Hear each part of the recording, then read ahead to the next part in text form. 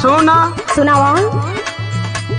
गौनावा PAN गड़बड़ाई बुका हो, गौनावा पेन गड़बड़ाई बुका हो, गरमी में गरमी बढ़ई बुका।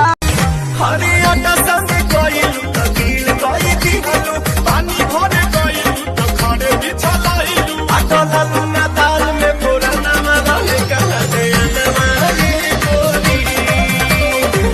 सूत रहा हमरा के कोरा, चीखहीन हो जाई भीन सारिया। सैया छोड़ दा, सैया छोड़ दा, घटिया तू दूर दे बका, कहिया ये करा तुम्हें राजा दूर दे बका।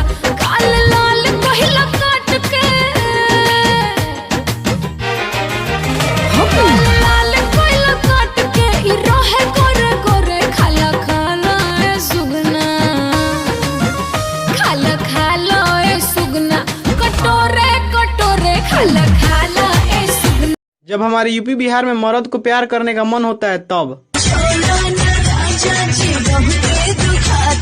और वही जब चैत का महीना आ जाता है मर्द गेहूं काटने में लग जाता है तब। रात भर सैया हमर बढ़े टेम्परेचर, तू धरावेला थ्रेसर, तू धरावेला थ्रेसर। जब हम गाएगा चल हट जा जा रे, तू क्या दिल लगाएगा।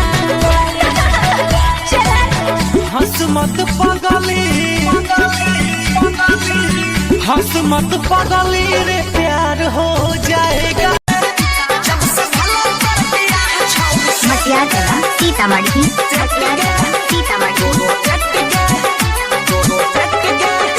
जब से भला तर पिया छौरी सेट गे, जब से भला।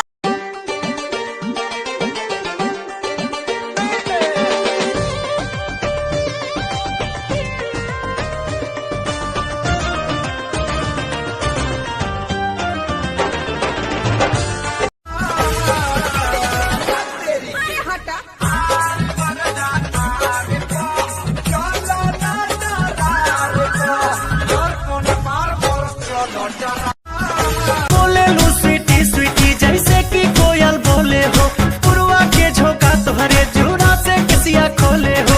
भैनी तुहर दीवाना निक लागे नहीं खाना, लागेला तू ही हाउ हमरा किस्मत के पास। धूप में परिया हो जाऊंगी, खेत नहीं मुझे जाना है, मेरा मर्द मना किया है, धान नहीं कटवाना है, मेरा मर्द।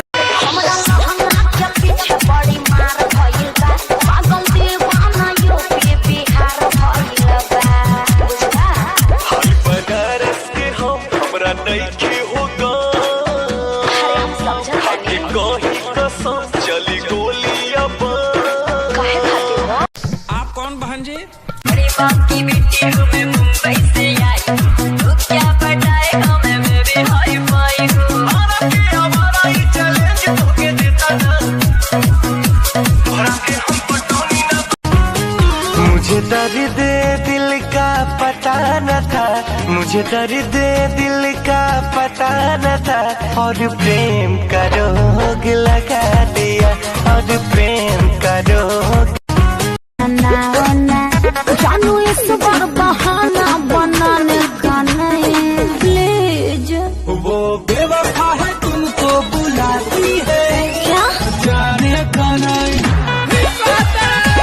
कटे जाता दिन रात, कटत नइखे राजा राजा।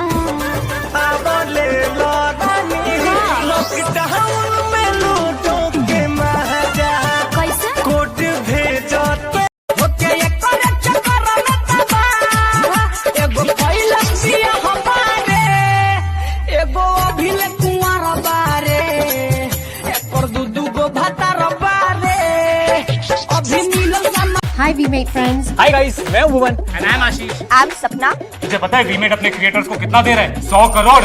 वीमेट अपने क्रिएटर्स के साथ शेयर कर रहा है पूरे 100 करोड़। तो क्या सोच रहे हो? Go and search VMATE। वीमेट दे रहा है 2 लाख रुपए पर मंथ कमाने का मौका। बनिए वीमेट क्रिएटर, शेयर करिए 100 करोड़ रुपए। Search VMATE। वीडियो शूट करो और पैसे कमाओ। Hello VMATE। most trending short video app. तो देर किस बात की, वीडियो बनाइए, पैसा कमाइए। चले, हमें भी वीडियो बनाना है। VMAT. VMate.